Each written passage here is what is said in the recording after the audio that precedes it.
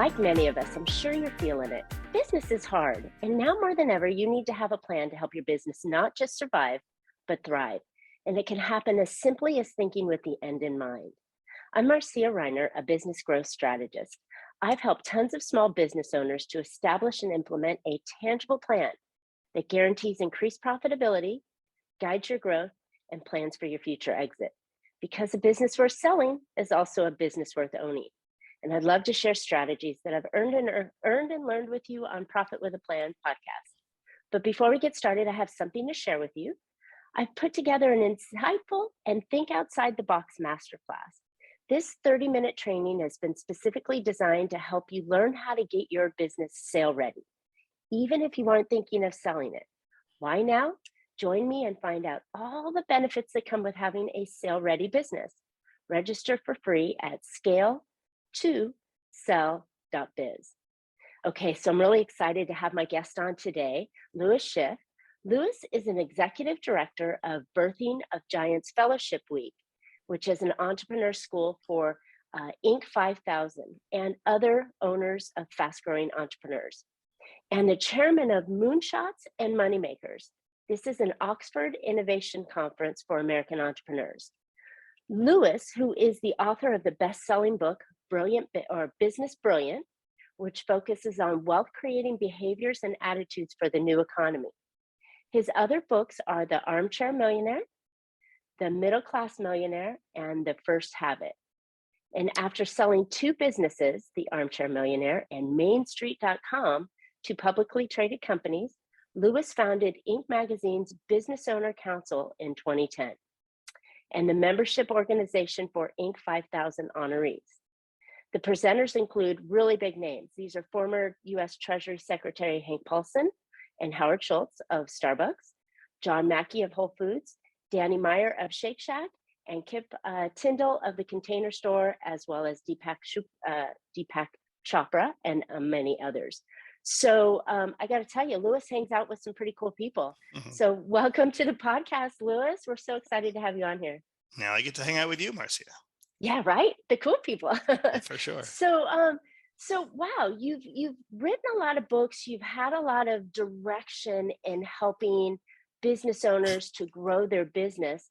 Why is this so important to you? Well, a couple of reasons. One is I find business, especially entrepreneurial businesses, to be like the most fun canvas, if you will, to figure out who I am or who the entrepreneur is. I mean, I just think it's a gift to be able to, and this is what the book I wrote, The First Habit's about, is that you discover the thing you're best at, and then you learn how to build a business around it. And you learn how to do that by figuring out what you're not good at. And that's such a great human development process. So business lets me figure out who I am, and I try to encourage the entrepreneurs I work with to do the same. And then the second thing is that entrepreneurial capitalism, starting companies that have 10 or 20 or 100 employees, they do great things in the world. I mean, they send their economic impact they trickle through to all the four corners of the world. They help lots of people who need help. And so we know that wherever capitalism thrives, poverty is diminished. Mm-hmm. So the more we help capitalists do good capitalism, the more we're helping, for example, people who have less access education, access healthcare. Women and children suffer from less violence in communities where capitalism thrives. So we're simultaneously using business as a human development process for ourselves, as well as kind of helping saving the world.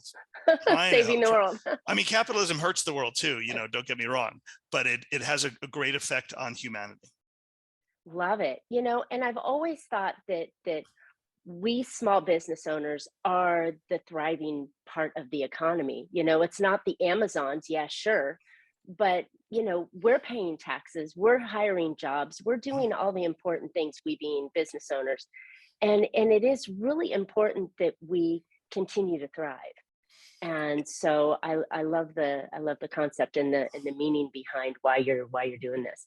Yeah. So you have some really fabulous schools and programs that you teach in, and Oxford's a pretty cool place to be and be educated in. So tell me about your course that you put on there. So, just by contrast, the thing we're famous for at Birthing of Giants is called Birthing of Giants Fellowship Week. But to get into that program, you have to own a company with revenues between 5 million and $250 million. So, Moonshots and Moneymakers came out of the incredible, almost unbelievable success we were having with Birthing of Giants students, where they were taking their businesses that might have been worth X, and then by the time we worked with them over a few years, it was worth 10 or 100X. And that process became more documentable. How do we do it? But it's again only for owners of companies with 5 to 250 million. So Moonshots and Moneymakers, which we run at Oxford University in England, is for everybody. Okay, it's for Nice. VPs of technology, CTOs, owners, CEOs, startup people, and it's everyone who wants to understand this phenomenon that's been taking place about how companies go from small to big. And big meaning moonshots, right? This sort of big dream of, let's say, $1 billion company or more. And the methods work. I mean, we share them all, and it's just so much fun to talk about. And as you mentioned, to do it in Oxford, for anyone who hasn't been to Oxford, which is about a 1,000-year-old education community, I know this is, nobody knows me listening to this, but I'm not this kind of person who would say this kind of thing. You feel 1,000 years worth of thought when you Wow. walk around Oxford. So when you're trying to figure out how do you build a business or pivot your business from Moneymaker to Moonshot with 1,000 years of thought behind you, you get there. You actually get there. Wow, I mean, that's impressive because there is energy around the world. I believe that there are that energy from previous visitors here still stays around you, and I can imagine that that's just super exciting to stay there. Yeah. So you can't teach everything in a week, and you mentioned that the fellowship week, for your high end CEOs, but it takes years to work with them. So when you're talking about your Moonshot program, is that a long-term investment that you're coming in with, and it's a period of a year or two that you're working, or is So it a shorter program? both of our programs start off with a 1 week, call them a boot camp, if you will. Sure. The Birthing of Giants Fellowship Week kind of segues into something called the Gathering of Giants, where they keep coming back twice a year. The Love the Moonshots name. and Moneymakers program, so we partner with the Oxford Innovation Community. So about 2 of the days of 5 are seeing the technology coming out of the Oxford workshops and laboratories.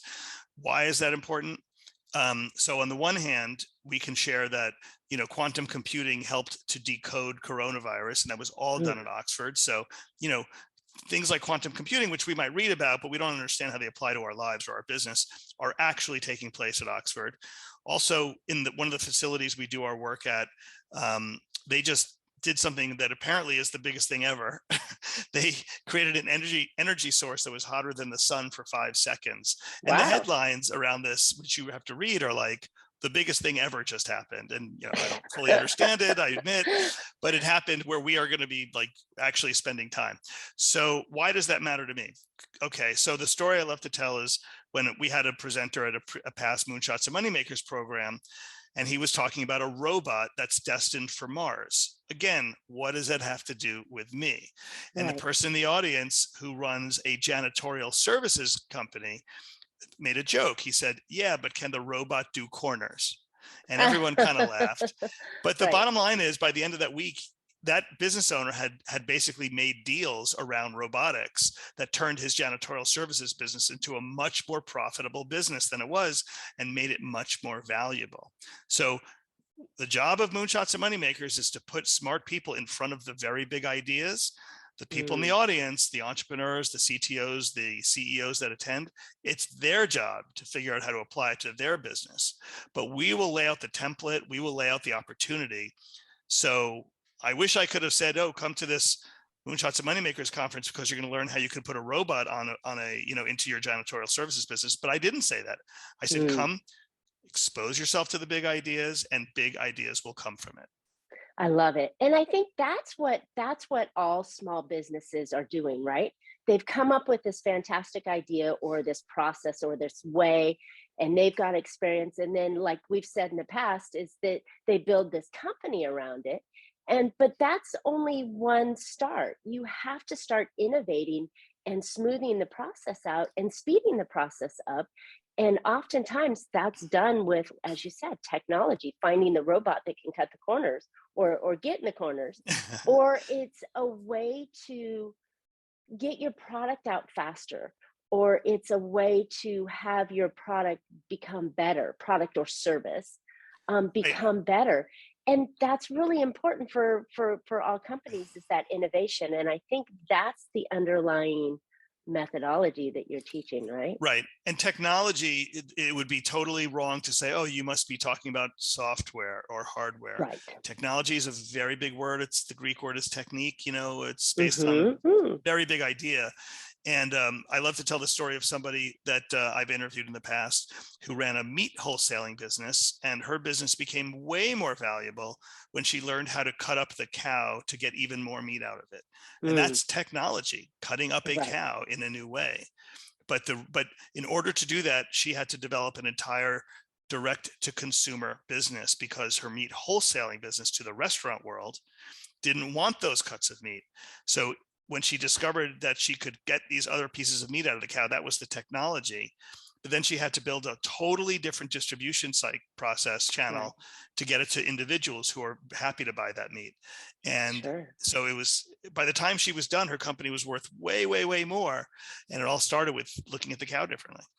Yeah, and I think that's important, because you can do it, as you said, whether you're a janitorial company or a meat A butcher, processing, a a butcher. Yeah. butcher, or whether you're a dentist or a chiropractor or Yes. an attorney. It's how do you get through all of those, all of the research faster, right?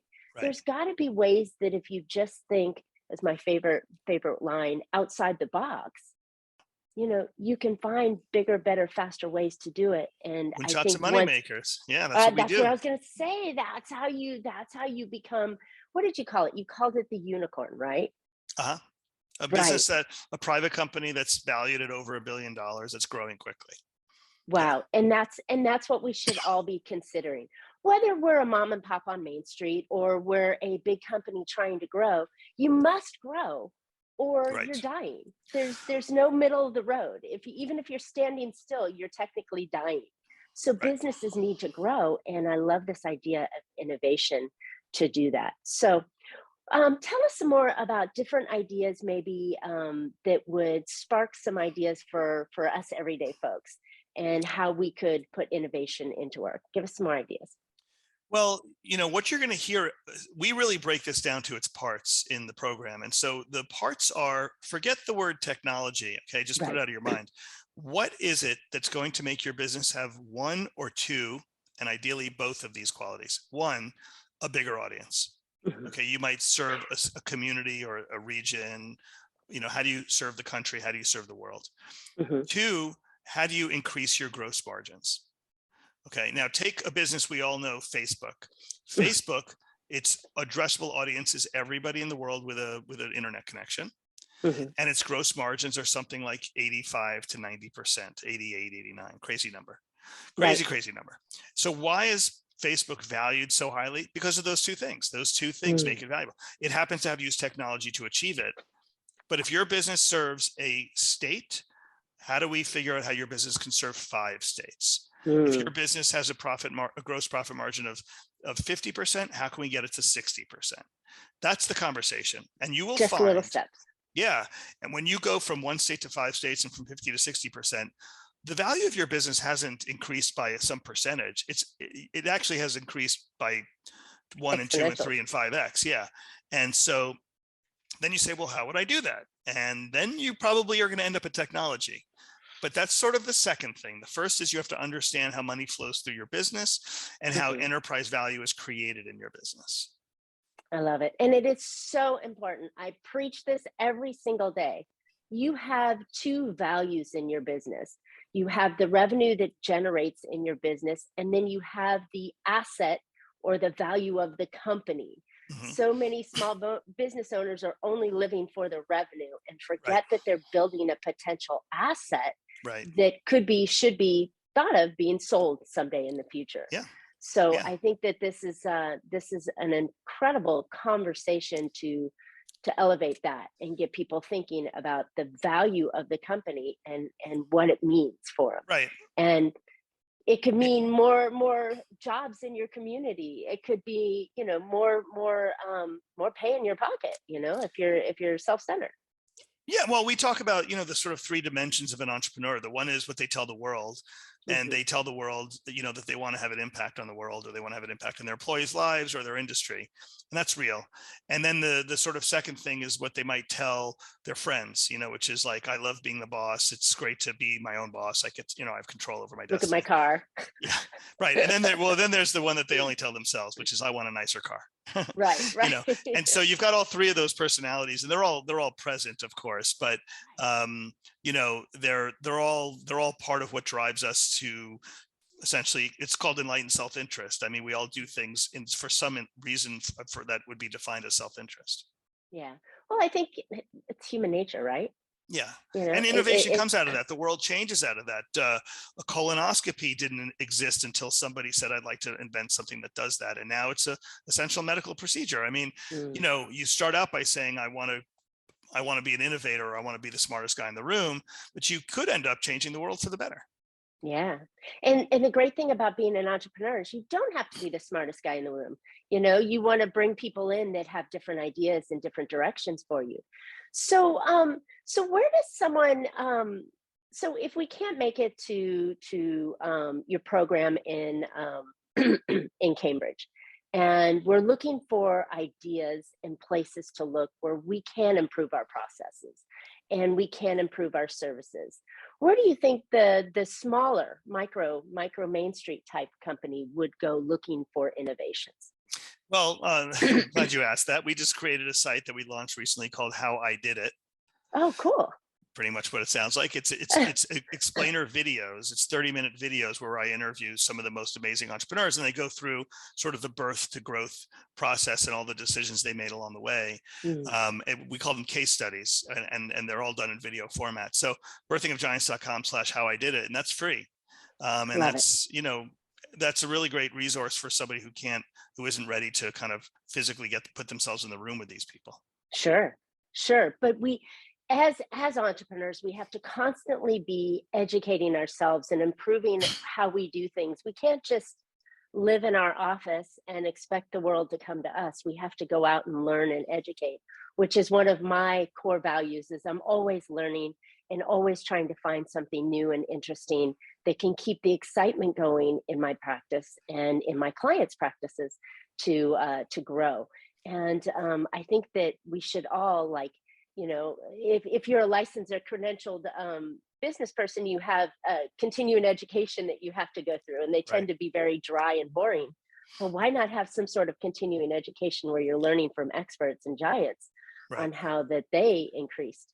Well, and our Have you programs thought are about actually doing some certificate. CE on that? Our programs are actually certificated. I mean, we are associated with the Norm Brodsky College of Business outside of Rider University. So there actually is a credential that comes with our program. Nice. That's from a 165-year-old university. That's fantastic. And it's important. It's important. So what are some of the topics that you're teaching in those? So if I was listening to Howard Schultz on how he grew Starbucks, that might not apply to my law practice, or it may apply to my cleaning practice. Right, Um, right. I mean, I think that there's a truth that businesses have a lot in common, and that every business really becomes what we call a financial factory. You put money and people in at the front, and out comes money called profit. And the steps inside that financial factory are all up to us as entrepreneurs, as mhm, owners. But yeah, no, for sure, I think there's a lot to be learned from Howard Schultz about how he built Starbucks. There's so much to be learned from all these individuals.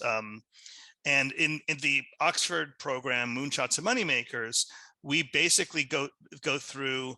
I mean, honestly, I believe anyone who sits through that week is going to say, even if they don't think they could create a moonshot, everyone who goes through that week is going to say, I didn't realize how close I was to building a moonshot. I was this wow, close, and really? I can decide, and I'll tell you what they have to decide, but I can decide if I want to go moonshot or not. What they have to decide is whether they want to invite more people under the tent. Okay, Mm, because a moonshot is going to be valued at various stages along the way. So let's just say you build it up to $10 million, and now you want to raise $5 million to help you grow it.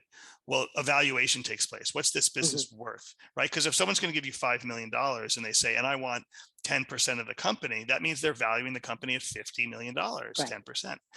And then they'll keep doing this over and over again. And so what happens is new people, new money comes in.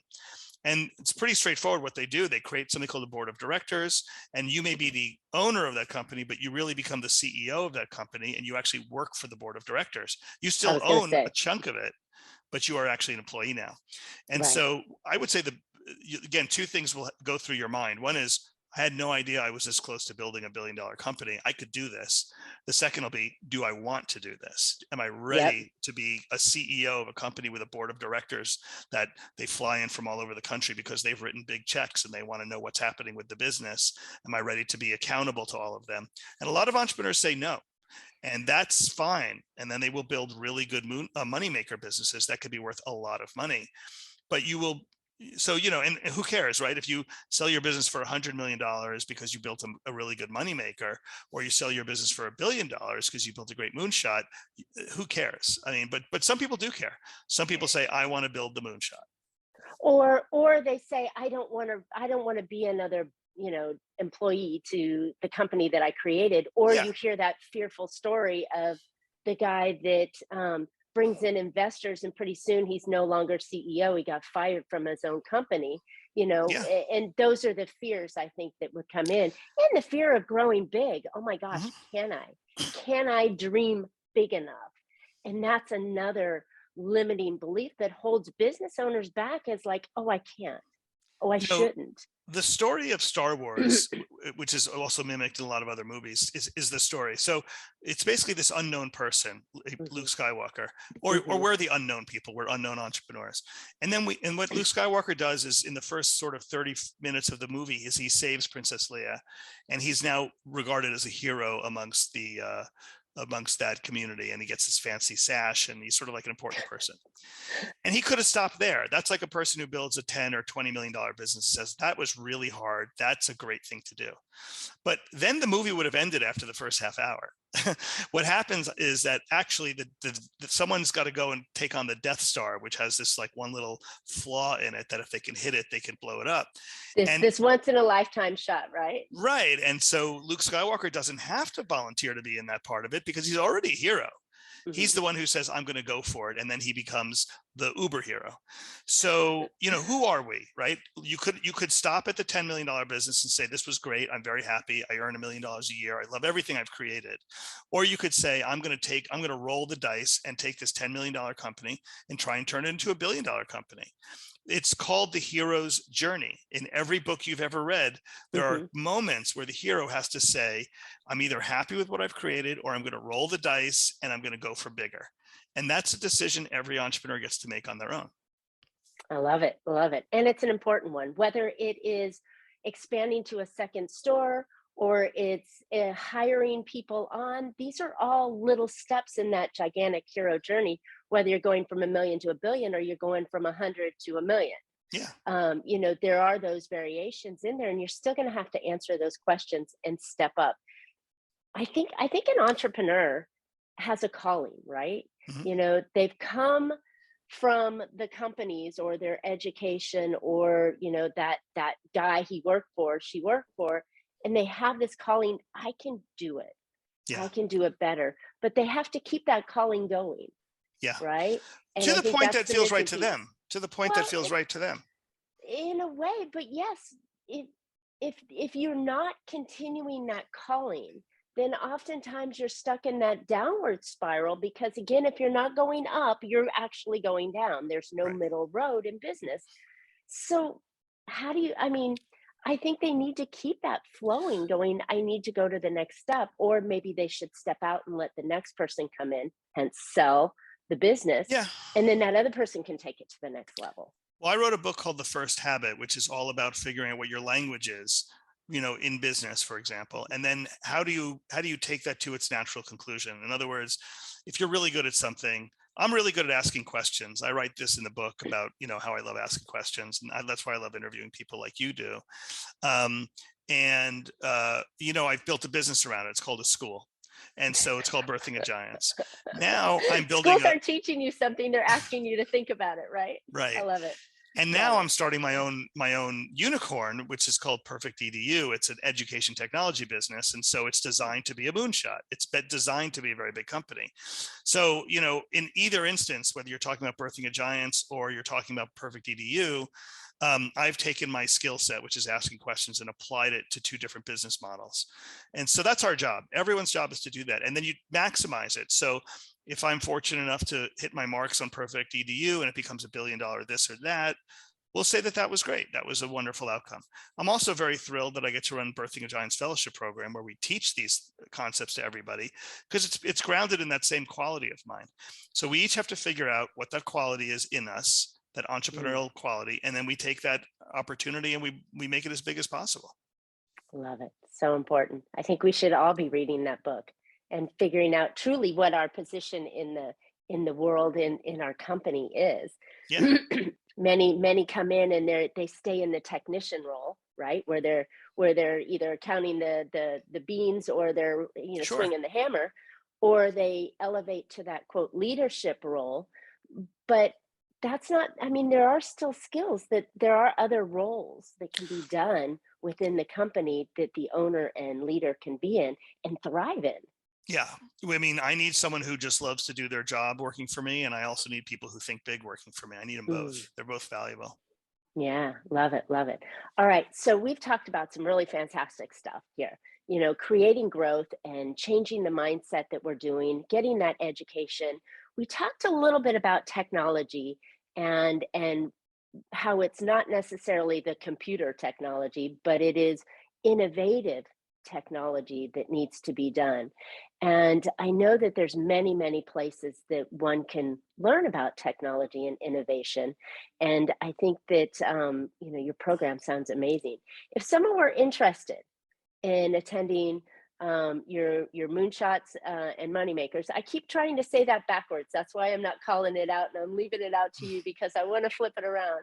But where would someone find out more about your program and where they can maybe attend? Yeah. So birthingofgiants.com/moonshots and moneymakers, or from birthinggiants.com, you can find out about our highest level program, which is the fellowship program for owners of Mhm. companies with revenues between 5 million and 250 million. You could find out about Moonshots and Moneymakers, which is happening this August at Oxford University in UK. And you can also sign up for How I Did It, which is our free video site. You can do all of that from birthingofgiants.com. And it all takes this like big ideas and reduces it to a few. So what do I do next? I mean, that's the only thing that matters. It's called the zone of proximal development. What do we do next? What's the next proximal thing I have to do to continue my journey? And entrepreneurs have to learn what they need to do next. And that's everything you need to do at Birthing a Giants. Love it. And that is so true. You have this, what do they call it? A hairy, audacious goal that you're achieving, but there's steps that get you there. Yes. And you oftentimes only need to worry about the next one or two ahead of you and Correct. nail those before the next one or two open up ahead of you again. I like that. I like it. Yeah. So interesting. Okay. Wow. This was fantastic. I mean, so much information and so many really good ideas. Definitely going to check it out, see if I can maybe attend in That'll August. be great. I think that would be fun. But listeners, I hope you found an idea or two that you can put into your business that will help you become more profitable. I think what Lewis suggests, and really, adding some innovative ideas into your company, looking on how you can, as you said, look at how to increase the revenue. And what was the second thing that The you had size of mentioned? your audience, The size of your size of market. your audience, right? We're always looking for the ideal client, but maybe that ideal client is in the next state or in the next country, and you can expand that way. And I think that those are just really fantastic tools that we should be looking at on our practice on a daily basis. So I hope this was helpful. I know it was for me. It Thanks, really Marcia. got the morning going. Um, so now, as a reminder, now more than ever, it's important to build your business like you want to sell it.